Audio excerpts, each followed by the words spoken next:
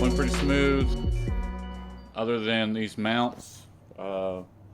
eBay, cheap mounts. I was like, hey, a whole kit of mounts for like, what, $50, $60? I don't know what I paid for all of them, but they didn't line up at all. Number one, this one here didn't go down over the end of the stud all the way. I had to drill and file that out. And then once I got that end lowered in and got the mount in, I went to go lower this mount in, and it was about an inch too far back. So I had to do some prying and screwed my paint up a little bit. I don't know if you can get that in focus there. So not all too happy with that. Maybe one day we'll swap that out, but for now it's fine. Another major problem, I redid the harness and trying to hide as much of it as possible. You know, I've got most of it tucked away under there. So I was originally going to run the harness back in through the firewall. You'll notice I cut about a 2.5 inch hole between the two welds just to the right of the evaporator unit drainage plug. And so they're not going to go in there. The other ones I made too short when I cut and soldered all the wiring for the wire tuck. So what I'm going to do is I work at a tire wholesaler. I'm going to get some tubes, some smaller inner tubes like wheelbarrow tube, cut that open, wrap it, and kind of seal it up. Now I do have dielectrical grease on all the connectors, especially everything running, you know, along the wheel wells for the wire tuck, any connectors that are exposed. So hopefully that won't have an issue.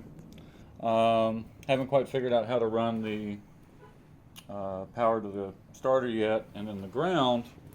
You know, I just want a good solid ground. Probably shave some paint off of that. That's like a support mount running from the transmission to the actual rear engine mount. Thought maybe connecting it there. That's the transmission that it's bolted up to. So, and as well, I do have a ground back connected to the rear of the frame where the battery's at. So other than that, pretty smooth. The starter, I had stuck this, which holds your radiator hose. A little bracket that holds the radiator hose connects to this. So this sits right here on the starter. I'll show you that, like that. Well, when I had rebuilt the starter and put it back together, I had actually put it down here on the bottom. So I had to pull out this one, no problem, put the bolt back in. Went to go pull this one out, and it is pretty badly cross-threaded. So, amateur. I don't know how I even did that. So, I mean, I start everything by hand, but obviously I didn't on that one. Let me show you another goof up I made. So you've got your power steering fluid lines running out to the cooler behind the bumper. And these lines, of course, I had unbolted, you know, to paint the bay and everything. I had all that undone. And this one, along with it, anyways, when I brought this back into place, I brought it back over this. So when I got the engine in and tried to bring this over, it wouldn't go over. It was, of course, stuck down in there. I can't really show you, but anyways, yeah, so this right here was stuck behind these steel lines here. So there was no way it was going to reach. Just got the fuel lines all hooked up, the return line there. You can see I've already got that done. Did the fuel line.